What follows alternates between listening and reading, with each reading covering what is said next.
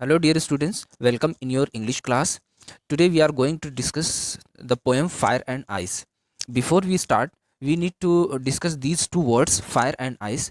यहाँ पर Robert Frost ने इन दोनों वर्ड को किस तरह से डिस्क्राइब करने की कोशिश की है।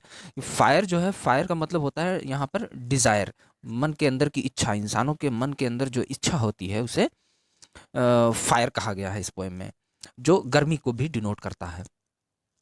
साथ ही साथ आइस यहाँ पर हेट्रेट को डिनोट करती है, नफरत। ठीक है, चलिए देखते हैं first stanza. Some say the world will end in fire, some say in ice. कुछ लोग कहते हैं कि जो दुनिया है वो जब समाप्त होगी तो किस वजह से? फायर से, मतलब बहुत ज़्यादा गर्मी हो जाएगी या इंसानों की इच्छाओं से ख़त्म होगी। मैंने पिछले वीडियो में आपको बताया था कि अच्छा पोएट वही है जो अपनी कविता के एक एक लाइन का, अपनी पोएम की एक एक लाइन का डिफरेंट डिफरेंट मीनिंग दे, मल्टीपल मीनिंग्स दे।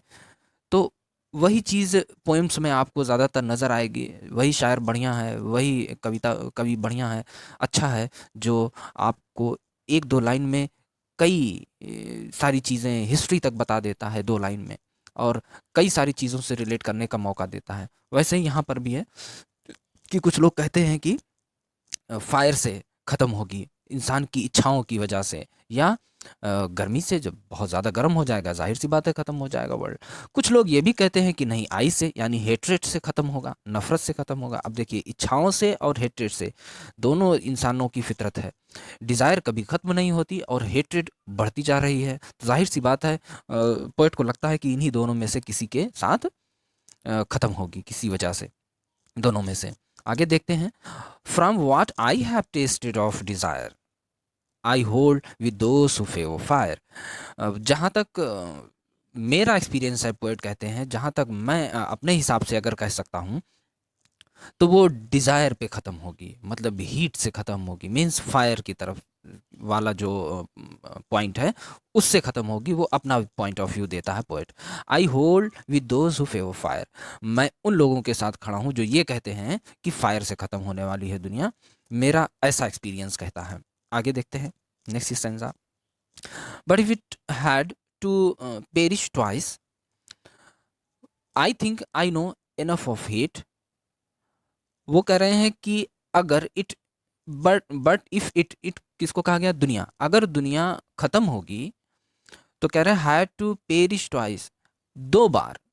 पेरिश मतलब नष्ट होना, दो बार अगर नष्ट होती है तो पहला वाला मेरा ऑप्शन है कि फायर से खत्म होगी, दूसरा वाला ऑप्शन है कि हेट्रेट से खत्म होगी। I think I know enough to hate. तो मुझे लगता है कि मैं काफ़ी कुछ इनफ जानता हूँ हेट के बारे में भी, तो इसका मतलब हेट से भी ख़त्म हो सकती है। ये मेरा दूसरा ऑप्शन है। To say that for destruction ice is also great. ये कहना कि दुनिया का डिस्ट्रक्शन आइस से होगा, हेट्रेट से होगा, तो ये भी बहुत ज़बरदस्त है। ये भी नफ़रत वाला पैटर्न भी अच्छा है, मतलब मैंने एक्सपीरियंस किया है।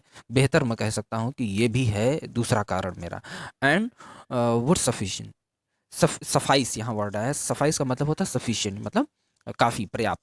तो मतलब ये जो हेट्रेड वाला पार्ट है, आइस वाला पार्ट है, वो भी पर्याप्त है इस धरती को ख़त्म करने के लिए। पोएट यहाँ पर ये कहना चाहते हैं कि देखिए, दुनिया में ये दोनों चीज़ें ख़त्म करने की ज़रूरत होती है।